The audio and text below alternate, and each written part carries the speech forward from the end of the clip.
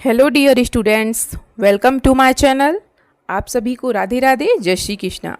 आज आपकी 8th grade अभ्यास पुस्तिका गणित कक्षा 6 की क्लास होने वाली है बेटा, क्लास नंबर 8, जिसमें आपका पाठ 3 चलेगा। पाठ 3 का मैं एक पार्ट करा चुकी हूँ जिसमें मैंने 12 क्वेश्चन कराए थे। आज चलेगा आपका पार्ट 2 और आपके पाठ का नाम है संख्याओं का खेल।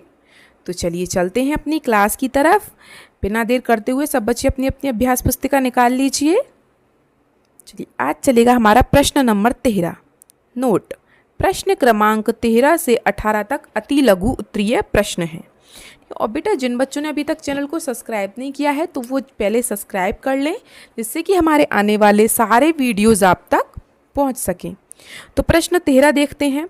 अंक 5, 9, 2, 6 में से किसी एक अंक का 2 बार प्रयोग कर सकते हैं। किसी भी एक अंक का हम 2 बार प्रयोग कर सकते हैं। 4 अंकों की सबसे बड़ी संख्या बनाइए। तो बेटा सबसे बड़ी संख्या कब बनेगी? जब सबसे बड़ा अंक लेंगे। फिर उसके बाद 6, फिर उसके बाद 5, फिर उसके बाद 2। लेकिन इसने क्या बोला है?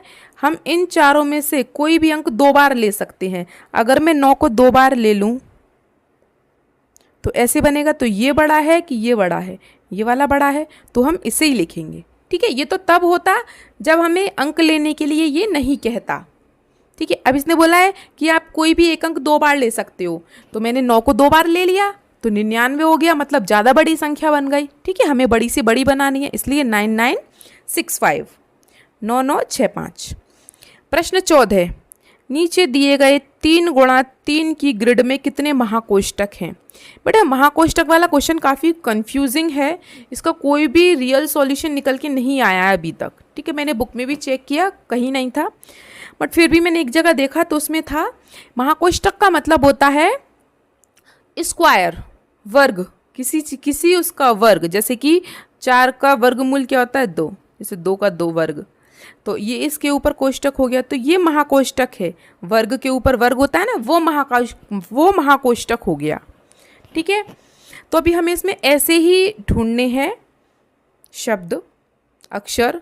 ठीक है, हमें ऐसे ही नंबर ढूंढने हैं इसमें जिनका वर्गमूल हो सके। जैसे कि 4 किसका वर्गमूल है? 2 का। और 8 नहीं है, वो तो घनमूल है। 3 नहीं है, 2 नहीं है, 7 नहीं है, 5 नहीं है, 6 नहीं है।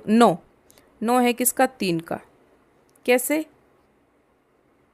3 गुणा 3 कितना होता है? 9।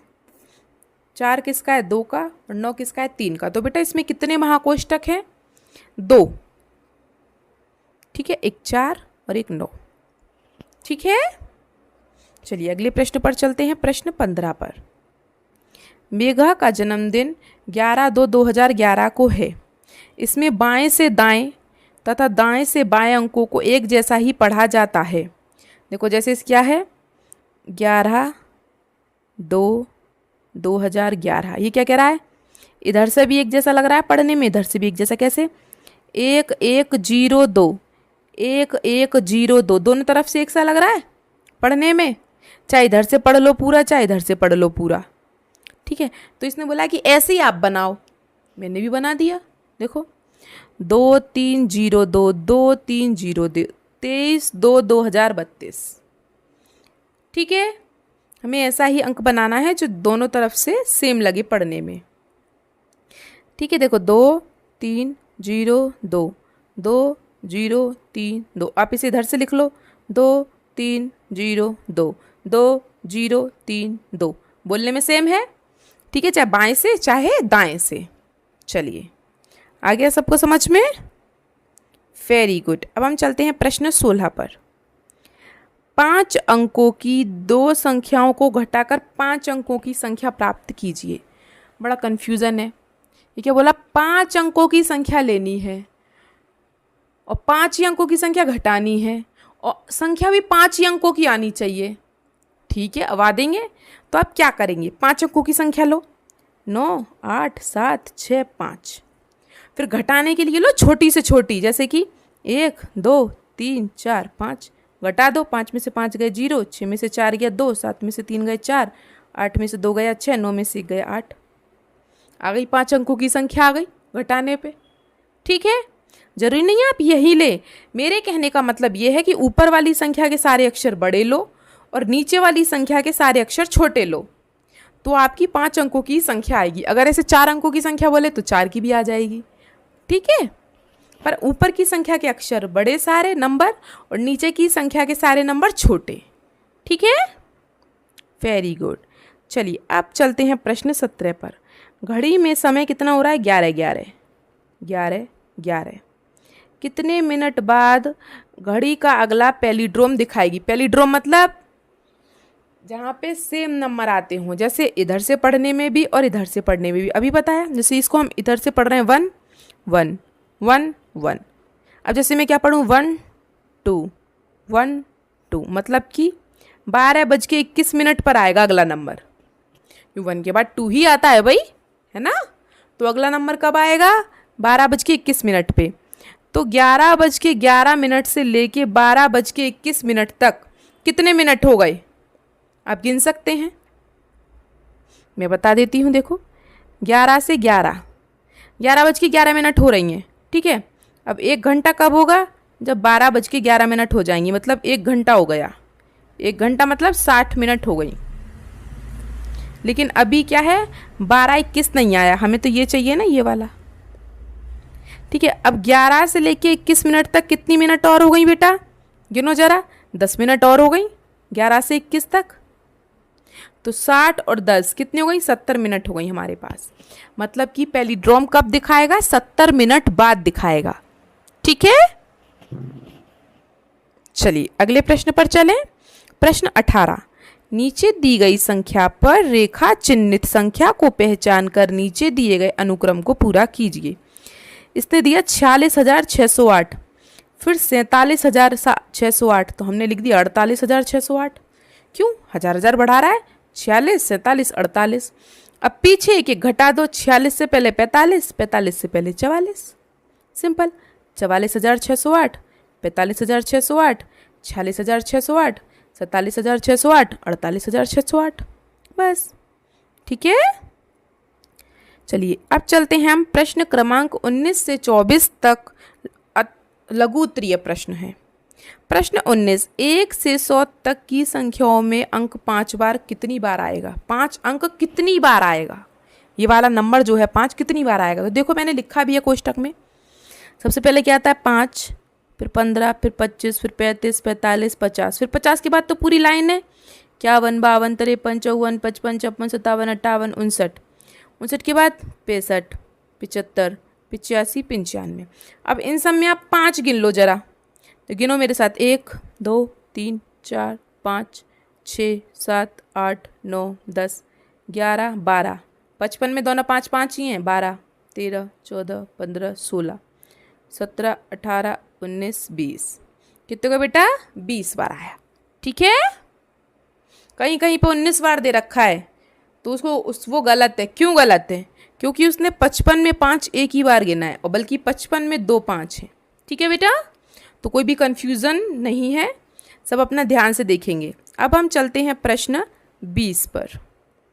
संख्या 84 को लेकर पैलिड्रोम संख्या बनाइए। मतलब इसने क्या कहा है? अगली संख्या कौन सी आएगी? पैलिड्रोम। पैलिड्रोम मतलब बेटा, जैसे इसने क्या दिया 84, ये 84 है और मैं 48 लिख दूं तो बात वही है। 8 4 इधर से पढ़ो तो 8 4 8 4 8 4, बाएं से पढ़ो तो 8 4, दाएं से पढ़ो तो 8 4, ठीक है। तो हमें यही करना है। तो पैलिड्रोम संख्या देखो कैसे बनाएंगे। इसने हमें 84 दिया है, तो चलिए मैंने 84 ले लिया, इसको उल्टा कर दो। 8 4 और 8 4 जोड़ दो दोनों को बेटा, कितना आया? 132, ठीक है। अब आपको क्या लगता है 132 पैलिड्रोम है? ट्राई करके देख लेते हैं।